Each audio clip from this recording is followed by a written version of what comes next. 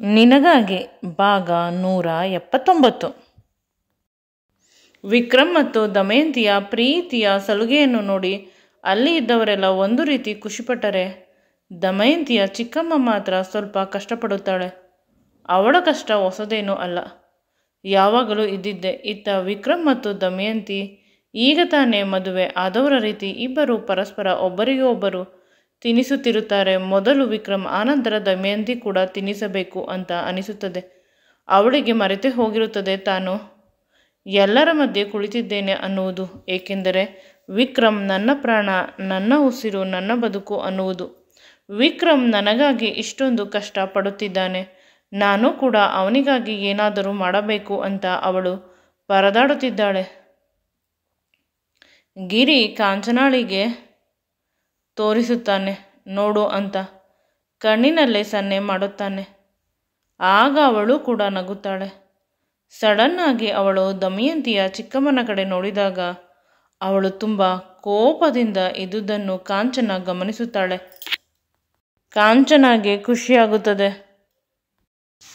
ನಂತರ ಕಾಂಚನ ದಮಯಂತಿಯ ಚಿಕ್ಕಮ್ಮನನ್ನು, ನಿಮ್ಮದು ಊಟ ಆಯ್ತಾ, ಬನ್ನಿ ನಾವು ಎಲೆ ಅಡಿಕೆ ಹಾಕೋಣ, ಮಕ್ಕಳು ಊಟ ಮಾಡಲಿ, ಅವರಿಗೆ ಸ್ವಲ್ಪ ಸಮಯವನ್ನು ಕೊಡೋಣ, ನಾವು ವಯಸ್ಸಾದವರು, ಅವರ ಮಧ್ಯೆ ಕುಳಿತುಕೊಳ್ಳುವುದು ಚೆನ್ನಾಗಿರುವುದಿಲ್ಲ ಅಂತ ಹೇಳಿದಾಗ ದಮಯಂತಿಯ ಚಿಕ್ಕಮ್ಮನಿಗೆ ಕೋಪ ಬರುತ್ತದೆ.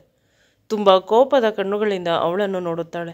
ಅದಕ್ಕೆ ಕಾಂಚನ ಅವಳ ಕೈಯನ್ನು ಹಿಡಿದುಕೊಂಡು ಇಲ್ಲಿಂದ ಹೋಗುವಂತೆ ಸನ್ನೆ ಮಾಡುತ್ತಾಳೆ. ಆಗ ಅವಳು ಒಪ್ಪುವುದಿಲ್ಲ. ಆದರೂ ಕೂಡ ಕೋಪದಿಂದ ಅವಳು ಅವಳ ಕೈಯನ್ನು ಹಿಡಿದುಕೊಂಡು ಎಳೆದುಕೊಂಡು ಹೋಗುತ್ತಾಳೆ. ಈ ಬಾರಿ ಕಾಂಚನಾಗೆ ಮನಸ್ಸಿನಲ್ಲಿ ತುಂಬ ಬೇಸರವಿದೆ. ಆದರೂ ಕೂಡ ಈಗ ಅವಳಿಗೆ ನೆನಪಾಯಿತು ಅಂತ ಅನಿಸಿ ಹೊಸ ಅನುಮಾನ ಬಂತು. ನಿಜವಾಗಲೂ ಇವಳಿಗೆ ಹುಷಾರಿಲ್ಲವಾ, ಅಥವಾ ಹುಷಾರಿಲ್ಲದವಳ ರೀತಿ ನಾಟಕ ಆಡುತ್ತಿದ್ದಾಳ? ಕಾಂಚನಾಳಿಗೆ ಹೊಸ ಯೋಚನೆ ಶುರುವಾಯಿತು. ಇವರೆಲ್ಲರೂ ಸೇರಿಕೊಂಡು ವಯಸ್ಸಾದ ಸಮಯದಲ್ಲಿ ನನ್ನನ್ನು ಏನಾದರೂ ಮಾಡಿಬಿಡುತ್ತಾರೆ. ವಿಕ್ರಮ್ ಮತ್ತು ದಮಯಂತಿಗೆ ಡೈರೆಕ್ಟಾಗಿ ಹೇಳಲು ಸಾಧ್ಯವಿಲ್ಲ ಅಂತ ಎಲ್ಲವನ್ನು ಮನಸ್ಸಿನಲ್ಲಿ ಕೂಡ ಇಟ್ಟುಕೊಳ್ಳಲು ಸಾಧ್ಯವಿಲ್ಲ. ಈಗ ವಿಕ್ರಮ್ ಮತ್ತು ದಮಯಂತಿ ಇಬ್ಬರು ಒಂದು ಚಂದದ ಸಮಯವನ್ನು ಕಳೆಯಬಹುದು. ವಿಕ್ರಮ್ ಇದನ್ನೆಲ್ಲ ಗಮನಿಸಿದ. ಅವನಿಗೆ ಅವರ ಅಜ್ಜಿ ಅಂದರೆ ಕಾಂಚನ ಕರೆದುಕೊಂಡು ಹೋಗಿದ್ದು. ದಮಯಂತಿಯ ಚಿಕ್ಕಮ್ಮನನ್ನು ಗಮನಿಸಿದ. ಅವನು ಈಗ ಸ್ವಲ್ಪ ಆರಾಮವಾಗಿ ಇದ್ದಾನೆ. ಗಿರಿ ಕೂಡ ಹೊರಟು ಹೋದ. ನನ್ನ ಗೆಳೆಯ ಎಷ್ಟು ಒಳ್ಳೆಯವನು, ಊಟದ ಟೇಬಲ್ ಮೇಲೆ ಎಷ್ಟೊಂದು ಬಗೆ ಬಗೆಯ ಅಡುಗೆಗಳಿದ್ದರೂ ಕೂಡ ನಾವಿಬ್ಬರು ಸ್ವಲ್ಪ ಆರಾಮವಾಗಿ ಇರಲಿ ಅಂತ ಹೊರಟು ಹೋದ. ಈಗ ಅವನಿಗೆ ಸಂಬಂಧದ ಮೇಲೆ ಇನ್ನೂ ಆಸೆ ಶುರುವಾಯಿತು. ಅವನಿಗೆ ಫೋನ್ ಮಾಡಬೇಕು ಅಂತ ಅಂದುಕೊಂಡ. ಆದರೆ ಈ ಸಮಯದಲ್ಲಿ ಫೋನ್ ಮಾಡುವುದರಿಂದ ಏನೂ ಸಿಗುವುದಿಲ್ಲ ಅಂತ ಅವನು ದಮಯಂತಿಯ ಜೊತೆ ಪುನಃ ತುಂಬ ಕ್ಲೋಸ್ ಆಗಿ ಮೂವ್ ಮಾಡಲು ಪ್ರಯತ್ನಿಸಿದ. ಅವನು ಅವಳನ್ನು ಸೇರಲು ಅವಳ ಪಕ್ಕ ಚೇರನ್ನು ಹಾಕಿ ಕುಳಿತುಕೊಂಡ. ಸ್ವಲ್ಪ ಹೊತ್ತು ಇದನ್ನು ಕೂಡ ಇಬ್ಬರು ಪರಸ್ಪರ ಒಬ್ಬರಿಗೊಬ್ಬರು ತಿನ್ನಿಸಿಕೊಳ್ಳುತ್ತಿದ್ದರು. ನಂತರ ಅವನಿಗೆ ಒಂದು ಆಲೋಚನೆ ಹೊಳೆಯಿತು. ಅವಳಿಗೆ ಸರ್ಪ್ರೈಸ್ ಕೊಡಬೇಕು ಅಂತ ತಿನ್ನುತ್ತಿದ್ದವಳನ್ನು ಎತ್ತಿ ತನ್ನ ತೊಡೆಯ ಮೇಲೆ ಕೂರಿಸಿಕೊಂಡ.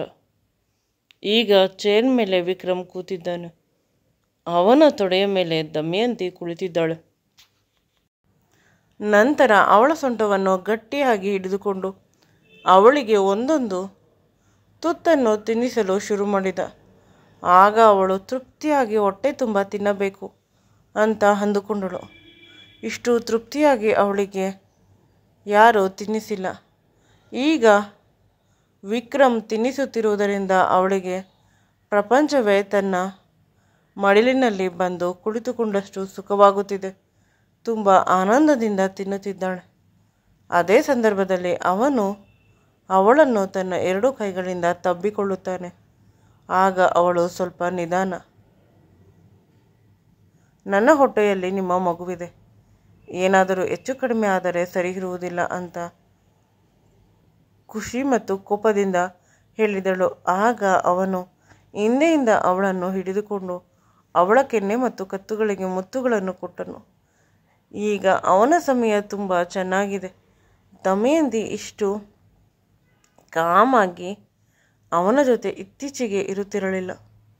ಹಾರ್ಮೋನ್ಸ್ ಇಂಬ್ಯಾಲೆನ್ಸ್ ಇರುವುದರಿಂದ ಅಥವಾ ಮನಸ್ಸಿನಲ್ಲಿ ಏನು ಸಮಸ್ಯೆ ಇತ್ತೋ ತಿಳಿದಿಲ್ಲ, ಯಾವಾಗಲೂ ಬೇಸರದಲ್ಲೇ ಇರುತ್ತಿದ್ದಳು.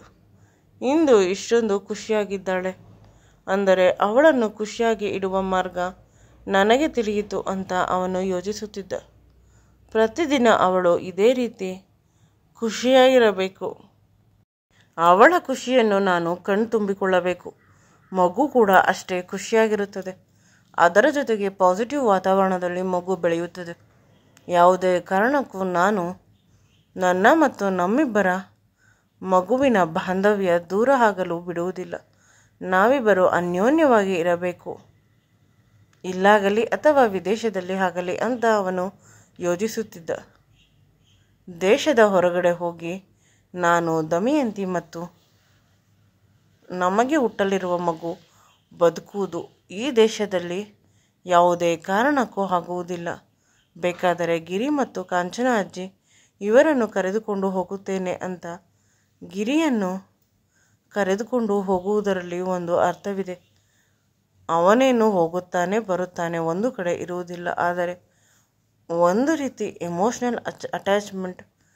ಯಾವಾಗಲೂ ನನ್ನ ಅಪ್ಪನ ಅಮ್ಮ, ನನ್ನ ಅಜ್ಜಿಯನ್ನು ಬಿಟ್ಟರೆ ಇವರೇ ನನ್ನನ್ನು ಇಷ್ಟೊಂದು ಚೆನ್ನಾಗಿ ನೋಡಿಕೊಳ್ಳುತ್ತಿರುವುದು. ಹಾಗೆ ನೋಡಿದರೆ ಅವರಿಗಿಂತಲೂ ಹೆಚ್ಚಾಗಿ ಅವರು ತುಂಬ ರೆಸ್ಟ್ರಿಕ್ಷನ್ ಹಾಕುತ್ತಿದ್ದರು. ಅದರ ಜೊತೆಗೆ ಇತ್ತೀಚೆಗೆ ದಮಯಂತಿಯನ್ನು ಅಸಹ್ಯವಾಗಿ ನೋಡಿಕೊಳ್ಳುತ್ತಾರೆ. ಅವಳು ಪ್ರೆಗ್ನೆಂಟ್ ಅನ್ನುವ ವಿಷಯವನ್ನು ಕೂಡ ನಾನು ಅವರಿಗೆ ತಿಳಿಸಿಲ್ಲ ಸರಿಯಾಗಿ. ಭಯ ನನಗೆ. ದಮಯಂತಿ, ನೀವು ನನಗೆ ಸರಿಯಾಗಿ ತಿನ್ನಿಸುತ್ತಿಲ್ಲ. ನನಗೆ ಹೊಟ್ಟೆ ಹಸಿವಾಗುತ್ತಿದೆ, ಇನ್ನೂ ಸರಿಯಾಗಿ ತಿನ್ನಿಸು ಅಂತ ನಾಟಕವಾಡುತ್ತಾಳೆ. ಅವಳು ವಿಕ್ರಮ್ನನ್ನು ಗೋಳು ಹೊಯ್ದುಕೊಳ್ಳಬೇಕು ಅಂತ. ವಿಕ್ರಮ್, ಸರಿ ಚಿನ್ನ, ನೀನು ಹೇಗೆ ಹೇಳಿದರೆ ಹಾಗೆ ಅಂತ ಪುನಃ ತಿನ್ನಿಸುತ್ತಿರುತ್ತಾನೆ.